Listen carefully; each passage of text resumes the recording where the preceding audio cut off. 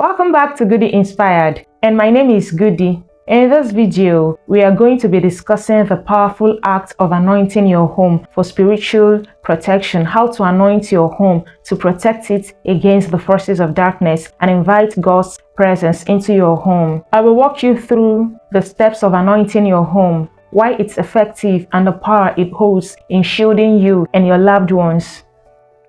Anointing your home is a biblical practice that symbolizes setting apart a space for God and inviting His protection over it. Just like people in the Bible used anointing oil to mark something as holy and under God's care, we too can do the same for our homes. This is a way to declare that your space belongs to God and no darkness has any place here.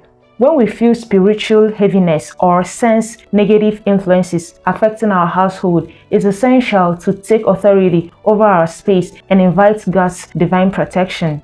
As believers, we understand that our homes are meant to be places of peace, rest, and sanctuary. But sometimes negative forces may try to disrupt that peace. The Bible tells us in Isaiah 10 verse 27, that the yoke shall be destroyed because of the anointing. This means that through anointing we can break spiritual bonds and cover our homes with God's protection.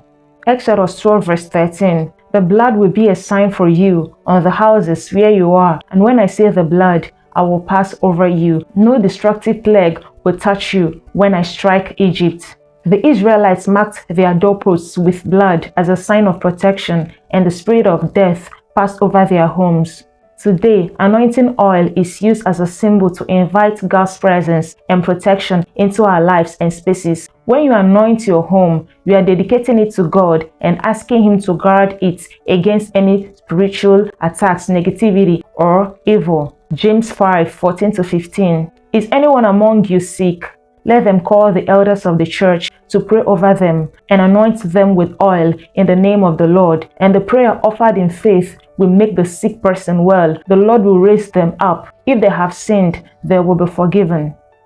Here, believers are encouraged to anoint the sick for healing and pray over them. It's a call for all believers to use anointing as a form of spiritual authority in our lives. So here are steps to anoint and consecrate your home. 1. Prepare your heart and mind. Before you begin, take a moment to prepare your heart. Pray for God's guidance. Invite the Holy Spirit to guide you. Pray asking for God's guidance and protection over you and your home. Ask for forgiveness for any wrongs and invite the Holy Spirit to fill every corner of your space. Pray like this. Father, as I prepare to anoint this home, I invite your Holy Spirit to go before me. May every corner of this space be filled with your light and peace, and may all darkness flee. In Jesus' name, amen.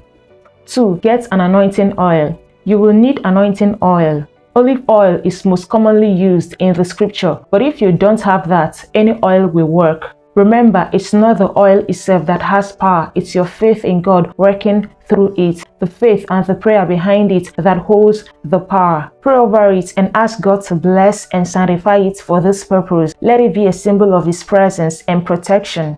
Pray like this. Lord, I dedicate this oil to you, that it may be used as a tool to welcome your presence into my home. Let your power flow through this oil as a symbol of your protection in Jesus' name. 3. Begin to anoint. Begin at the front door. This is the main entrance to your home. Dip your finger lightly in the oil and make a small mark like a cross on the door. As you do that, say, I dedicate this door to God. No darkness will enter this home, only the light and peace and presence of God. God, may your angels stand guard and protect this home.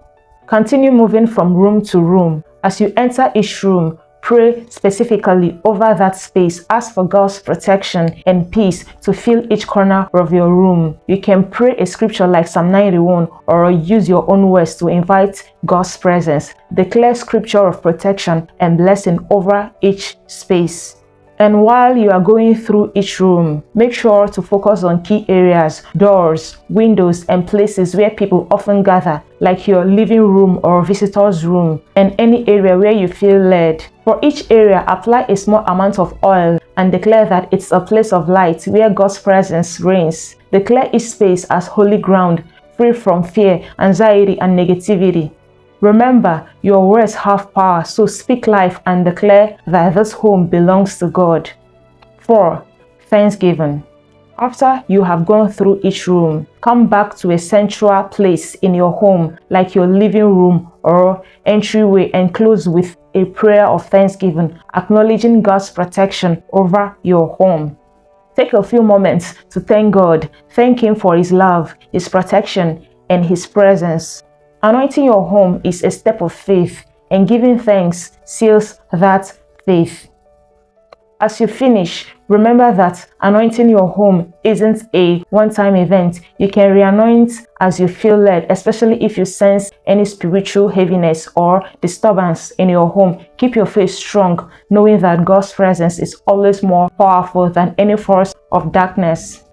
Thank you for watching. If you found this guide helpful, consider sharing it with others who may need it. Like and comment, and don't forget to subscribe for more powerful insights. May your home be filled with God's peace and protection. Stay blessed, and I will see you in my next video.